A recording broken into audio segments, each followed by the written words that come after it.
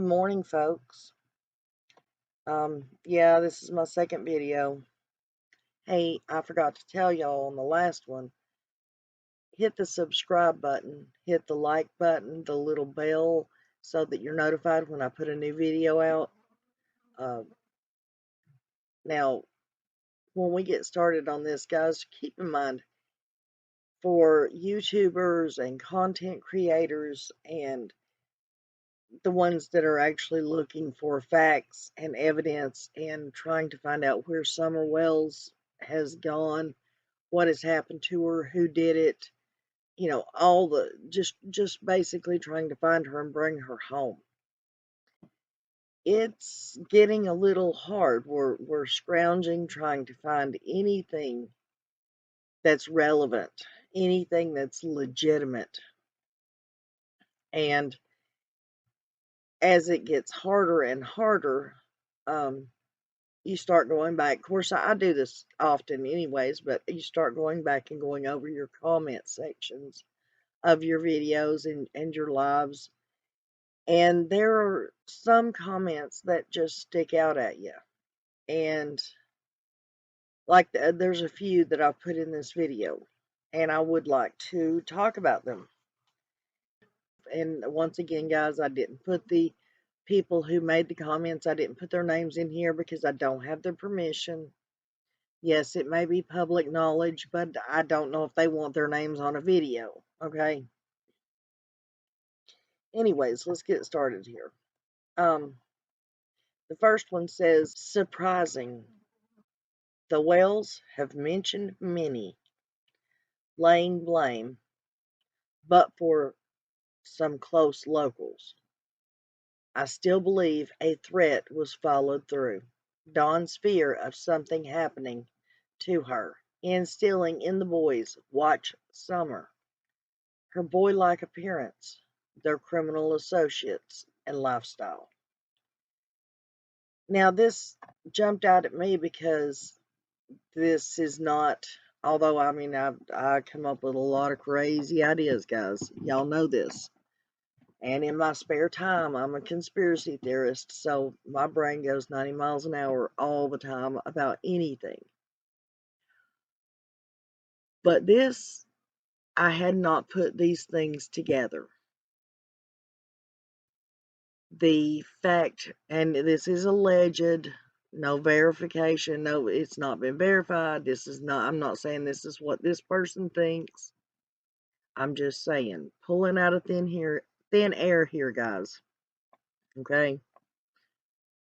But the interview that Dudley did, and he said he came in on Monday morning and saw Dawn sitting on the side of the bathtub, and he looked like he had just lost his last friend. And he was holding the phone in his hand or whatever. Could he have gotten a phone call saying that, okay, your time is up, we're coming to collect? Could that have been the look on his face of despair and horror that Dudley was speaking of? Or perhaps they were saying, okay, it's time, you've got to deliver.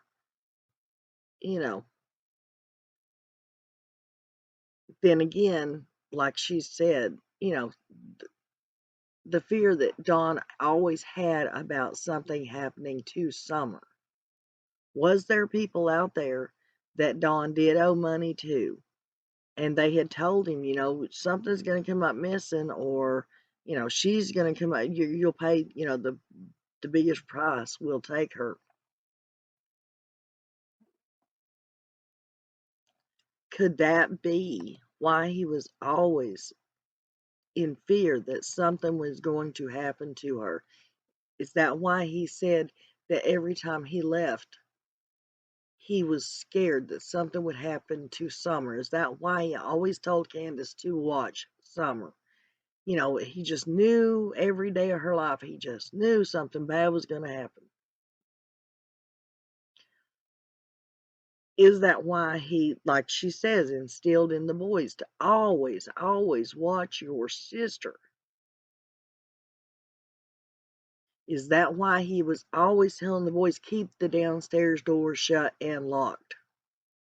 Although we know from rumors, allegedly, the downstairs door didn't lock and they had to keep a couch in front of it. Is that why they started dressing her like a little boy? Was because there was a threat of somebody retaliating against Don and taking his precious jewel, his little Summer. Is that why they started making her look like the boys, so that if there was somebody coming, they wouldn't be able to tell which child was the female child? In this case, guys, I don't put anything past anyone. I throw my hands up in the air, guys. I mean, it all confuses me, and I don't put anything past anybody, especially not Dawn and Candace. And I dang sure don't think they're telling the truth about any of it. On to the next. It says, yep, but interestingly, that's the day house-proud Candace decided to do laundry. Shared beds, no bedding. They couldn't even use her personal pillow to get a scent, nor the one that she sat on in the car, so as not to mess up Grandus's immaculate clean truck. Yeah, well, I wonder about that myself, because evidently, from what we understand, off of another creator's interview with someone that was up there searching, the scent dogs, they could not supply the scent dogs with any one article of clothing that specifically belonged to Summer. Now, wait a minute. They didn't say that specifically belongs to Summer. They could not supply them with an article of clothing that only had Summer's scent on it, simply because they said that all the articles of clothing up there were shared. Okay, I get it. I've got my granddaughters they wore their brother's pajama pants or t-shirts, when you're younger, your older brother or whatever, your oldest sister, you grab their t-shirt and you wear it because, you just want to be like your older siblings or whatever, or it's just comfortable. But you're meaning to tell me that with all those boys being older than Summer and bigger than Summer, she did not have articles of clothing that only she wore, that the boys wore that clothing too? She didn't have a little pink dress that only she wore. You trying to tell me that one of her brothers wore her pink dress? What about the red dress? Where did it go? Wasn't that, didn't she specifically wear it? Are you trying to tell me that one of the boys wore that also? Not to get vulgar or anything, guys, but are you trying to tell me that that little baby didn't have her own undies that only she wore? They couldn't have brought out one article of clothing that only she wore for those dogs to get a scent off of. Well, just like in that last comment, what about the pillow that she sat on? Why couldn't they have used it if nothing else? Why couldn't they have just had the dog get in Grandus's truck? Summer had been there all day long. Couldn't they have gotten her scent out of that? It like I said before, guys, it just really confuses me. Okay, this comment says, I feel like we keep forgetting about DW getting a text the day before that gave him a look on his face like he just lost his best friend. I actually believe Dudley on that. I just can't stop myself from thinking that she was supposedly sitting on a pillow, and Ellie never took that for the cadaver dogs. That touches on the two prior comments. And this is the rest of it. It says, why? And the other thing that won't leave my thoughts is that little Summer possibly being sedated after a memorable day with Mom. And after she falls asleep, she is handed off to someone she doesn't know. When she wakes up, she's so scared and so sad, it just kills me. I believe that. Well, hun, I don't know what to believe anymore, but that terrifies me also. That any child, not just Summer, but any child would be sedated and then handed off and wake up to a nightmare.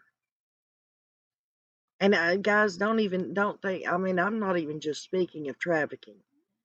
Any child that is taken and sold in any manner, whether they're going to the nicest, richest family or to the most horrid place you could think of.